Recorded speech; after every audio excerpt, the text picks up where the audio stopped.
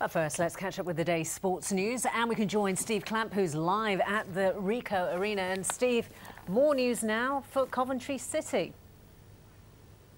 Yes, literally in the last couple of minutes, we've just been told that Coventry City have been deducted 10 points. That's 10 points ahead of the start of this season. I don't have clarification on what basis. Basically today there was a meeting with creditors. There was no agreement reached. Creditors weren't happy with the deal being offered by Coventry City, so there was the suggestion the club would then be put into liquidation, and we were told that with liquidation came the possibility of a 15-point deduction. Coventry said they'd be talking to the Football League all afternoon about what the next step was, but what I have heard is it's a 10-point deduction.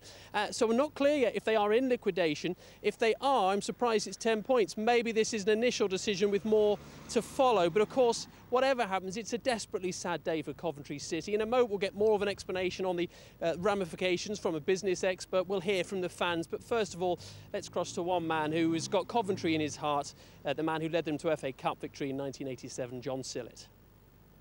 Personally, I won't be going to Northampton if that's where they're going to go. I think that's kicking our supporters up the backside and in the face. You know, what are we doing to our supporters who pay good money to come and watch the team play? It's their team, it's Coventry is the name, Coventry City. And here we're going on our way to Northampton, a 70-mile round trip. Who can afford that today? In fact, Coventry City could sort of be recreated as a sort of new Coventry City in the same way as sort of AFC Wimbledon. It's not the same sort of thing. They may not even play in the sort of the city, which would seem to sort of to be a travesty. There will be sort of a Coventry club of some sorts, but as I say, it won't be the one with the, sort of the long tradition that it has at the moment.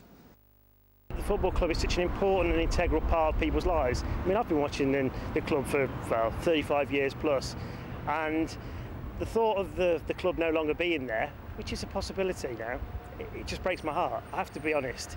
I can't even think about it without getting a little bit upset. So pretty sad times for Coventry City. Michael Johnson's here, former Birmingham, Derby and Notts County player. We're going to talk football in a minute, but I can't not mention Coventry. Devastating for the fans here. Yeah, it's such disappointment for the fans, and they're the ones that really are going to suffer, you know. A big club like Coventry a few years ago lived in the FA Cup, and here they are now. Yeah, well, we'll talk more in just a moment. 10-point deduction means they need at least 3 extra victories to even start the season to stay up. OK, well, let's look at the football season because it does kick off tonight. Notts County are in action, and we've been talking to one of their players, Dean Leacock. We started off really well last season. I think we won 5 in 7 games. You know, we was near the top for a few months, but the rain started getting down, the snow come, and the grounds are a bit more harder. And you know, a few players went missing, and that can't be the issue this season. We've got to fight for each other this season. So the oldest league club get to kick off the actual league season. That is tonight, that game. Most of the rest of the matches are this weekend. Derby are playing Blackburn, a big game for them. Nigel Clough keen on pushing on, mid-table side last season, but he wants to see an improvement this term. Well, we're aiming for the top 6. Whether that's realistic or not, we're not sure. But I don't think there's anything wrong with everybody aiming for that. And that's what we'll be telling the players. We think we've got enough quality.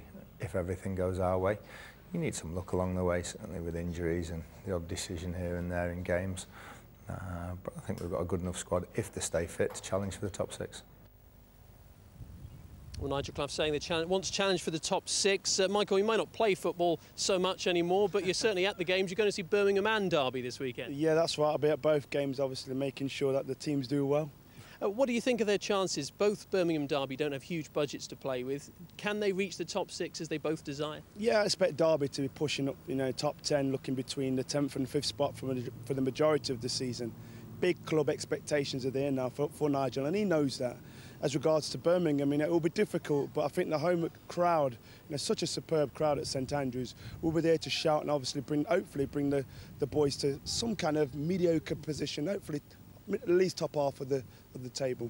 I'm going to mention Leicester City and Nottingham Forest. They were fighting out for that last playoff place last season.